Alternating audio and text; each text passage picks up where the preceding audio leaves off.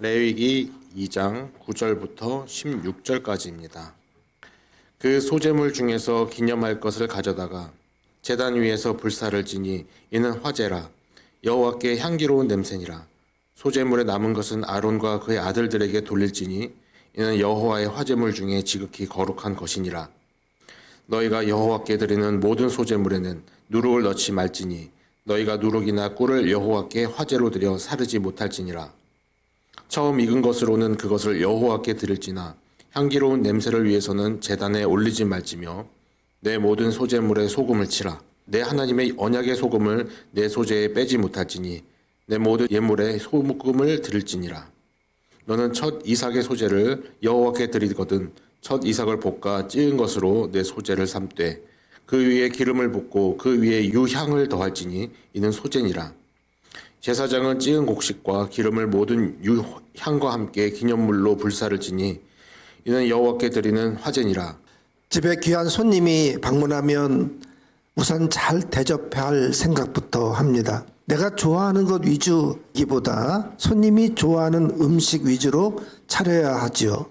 손님을 기쁘게 하는 게 우선입니다. 그게 밥상을 잘 차리는 거죠. 어느 전도사님이 한 분기 신방하면서 대접받은 밥상 사진들을 SNS에다가 올렸습니다. 요즘은 주로 식당에서 대접하는데 정성껏 직접 차린 밥상들입니다. 그 전사님은 과분한 대접을 받았다며 고마워했습니다. 만약 우리가 하나님께 밥상을 차려드린다면 어떨까요? 하나님은 우리처럼 배고파서 음식을 드시는 분이 아닙니다. 그런데도 레위기 21장에 보면 하나님의 음식이라는 단어가 4번이나 나옵니다. 특히 21장 6절에 화제가 하나님의 음식이라고 했습니다. 화제는 번제단에 제물을 올려 불사르는 제사입니다. 하나님은 이 화제를 음식 대접받는 것처럼 기쁘게 여기십니다.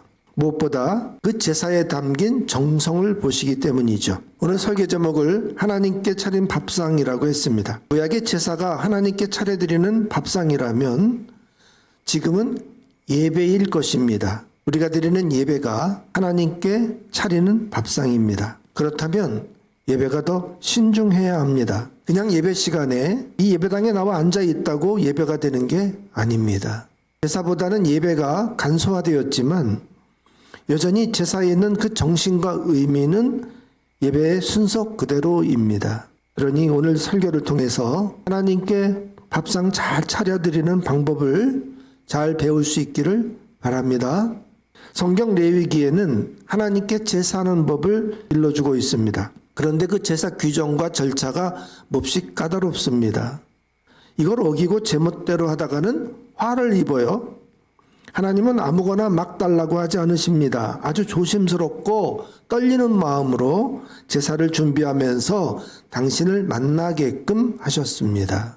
레위기에는 제사법과 성결법 이 두 가지 내용입니다. 제사법은 하나님께 나아가는 법이에요. 성결법은 하나님과 동행하는 법입니다. 1장부터 16장까지가 제사법이고 17장부터 27장까지가 성결법입니다. 레위기의 주제는 내가 거룩하니 너희도 거룩하라 입니다. 인간은 하나님의 형상으로 지어졌습니다. 그러나 하나님의 말씀을 어기고 죄로 더럽혀졌죠. 거룩이 깨졌습니다. 아담이 죄를 짓고 부끄러워하고 두려워했습니다. 자기 몸을 가리고 하나님을 피해서 숨었습니다. 그 상태로는 하나님을 뵙기가 어렵죠. 거룩은 깨끗한 것과 더러운 것의 경계를 구분해서 나누는 거예요. 거룩하지 않은 인간이 거룩하신 하나님을 뵐 수 없습니다.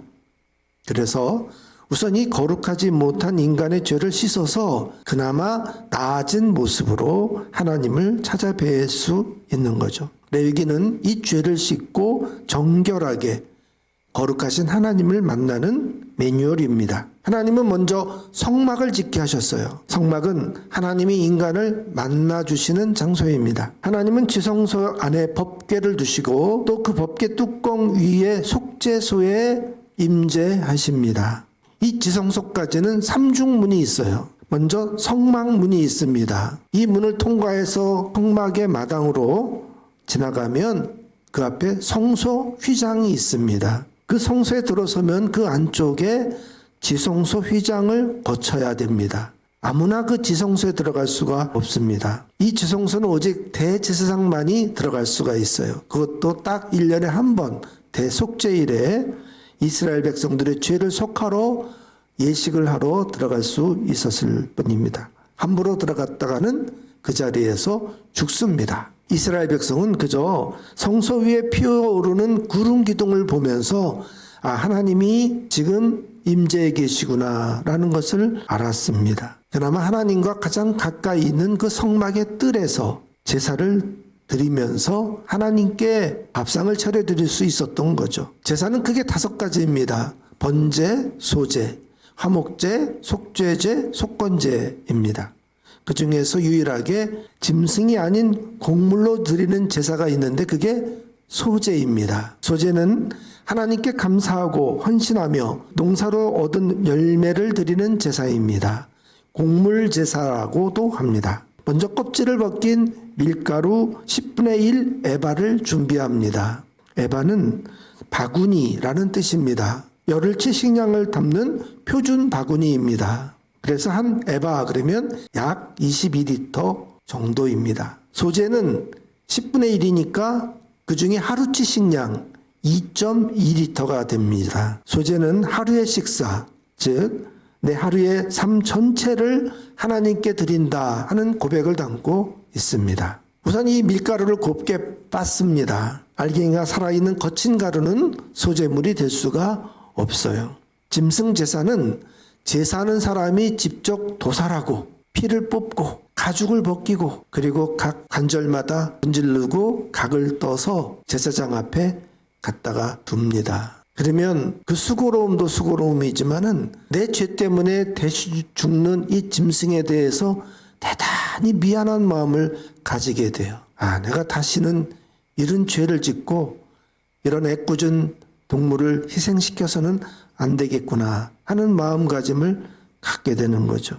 소제도 이 곡물을 빻으면서 자신도 철저히 부서지고 내 자아를 깨뜨리겠다고 고백하게 되는 것입니다. 그렇게 돼서 겸손한 마음으로 하나님께 나아가는 제사입니다. 그 다음에 이 고운 가루에 기름을 붓고 유향을 얹습니다. 15절에 보면 그 위에 기름을 붓고 그 위에 유향을 더하라 그랬어요. 보통 밀가루 반죽은 물을 넣어서 하죠. 그런데 이 소제는 물로 반죽하지 않아요.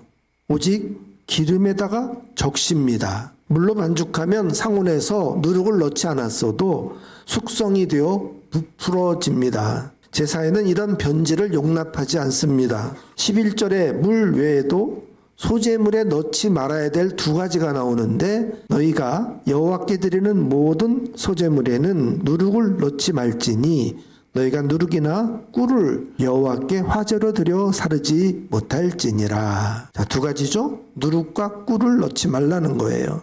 누룩은 부풀게 만들죠. 누룩은 죄, 위선, 교만을 상징합니다. 하나님 앞에서 위선과 허세를 버리라는 거죠. 있는 그대로 진실한 모습이 최고의 재물이다라는 뜻입니다. 꿀은 달콤하지만 불에 닿으면 쉽게 타버리고 변질됩니다. 제사에 세상 즐거움을 섞지 말라는 의미입니다. 그런데 12절을 보면 처음 익은 곡물을 드릴 때 예외로 이 누룩과 꿀을 허용합니다. 이때는 화제로 태울 것이 아니라 제사장과 그 가족의 식량으로 돌리는 용도이기 때문이죠. 또 77절에 드리는 소제에도 누룩을 넣습니다. 이 77절은 풍성한 수확을 거두고 하나님께 감사하는 절기죠. 그래서 그 수확의 기쁨을 백성들과 제사장들이 함께 나누라고 하는 뜻이죠. 그래서 인간이 먹는 그 소제물에 누룩을 넣으면 쫄깃해지고 부드러워지잖아요. 맛있어지죠. 그래서 특별히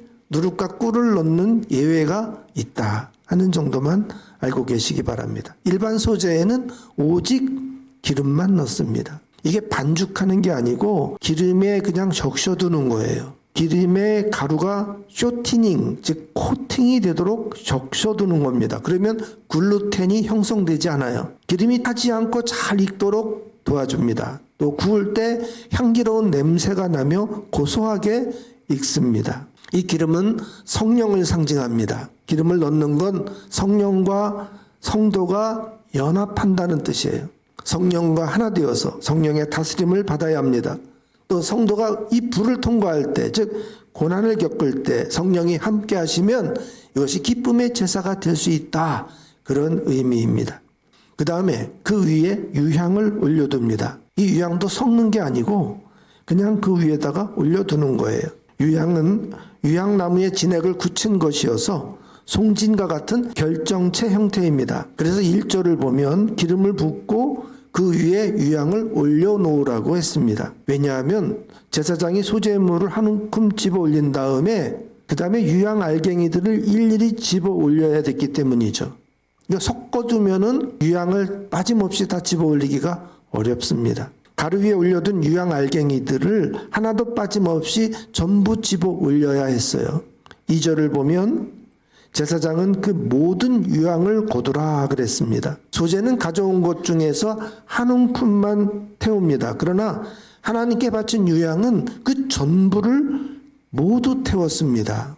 유대교 구전율법인 미슈나에는 제사장이 이 소제물을 한 움큼 집는 법이 자세히 기록되어 있습니다. 이 손기술을 카메츠라고 합니다. 그냥 주먹 쥐듯이 한 움큼 집는 게 아닙니다. 검지, 중지, 약지 이 세 손가락만 가지고 가루를 훑어서 올리라는 거죠. 주먹 쥐듯이 이렇게 잡는 것은 내 것을 취하는 모양새로 보이기 때문에 이게 불경하다는 거예요. 겸손하게 요 세 손가락만 가지고 이렇게 풀라는 거죠. 또 이 소제물을 가져올 때 화덕이나 철판이나 냄비에 구워서 올 때가 있습니다. 그 위에 4절을 보면 화덕에 열로 굽는 소제가 나오고 5절에 철판을 달구어서 굽는 소제 이야기가 나오고 7절에는 냄비로 굽는 소제 이야기가 나옵니다. 화덕이나 철판은 어느 정도 사는 집에 다 있지만 몹시 가난한 집에는 그게 없어요. 그죠? 냄비에 구워야 했습니다. 기름에 젖은 소제물은 그대로 집어 올리는 거지만 구워서 온 소제물은 부서뜨린 조각을 집어 올리게 됩니다. 제사장은 이 좁은 세 손가락으로 가루와 유향을 조심스럽게 담았습니다. 그리고 거기 소금을 넣는 거예요. 13절에 내 모든 소제물에 소금을 치라. 내 하나님의 언약의 소금을 내 소제에 빼지 못할지니 내 모든 예물에 소금을 드릴지니라. 여기 언약의 소금이라고 했습니다. 소금은 부패를 방지합니다. 하나님의 약속은 변치 않는다는 뜻이죠. 나도 그 약속을 붙들고 변치 않겠다고 고백하는 거예요. 이때 제사장이 이 한 움큼 집은 소제물을 제단 위에 불사르게 됩니다. 9절에 그 소제물 중에서 기념할 것을 가져다가 제단 위에 불사를 지니 이는 화제라 여호와께 향기로운 냄새니라. 이 소제에서 가장 중요한 게 바로 이 유향이 타면서 향기로운 연기가 하늘로 피어 올라가는 장면입니다. 이 연기가 하나님이 받으신다는 거룩한 신호입니다. 요한계시록에는 이 연기를 성도의 기도라고 했습니다. 미슈나와 탈무드에는 10가지 기적 중에 하나가 제단에서 피어오르는 유향 연기라고 하는 거예요. 성전의 뜰에 강한 바람이 불어도 이 연기가 흩어지지 않고 하늘로 곧장 뻗어 올라갔다고 해요.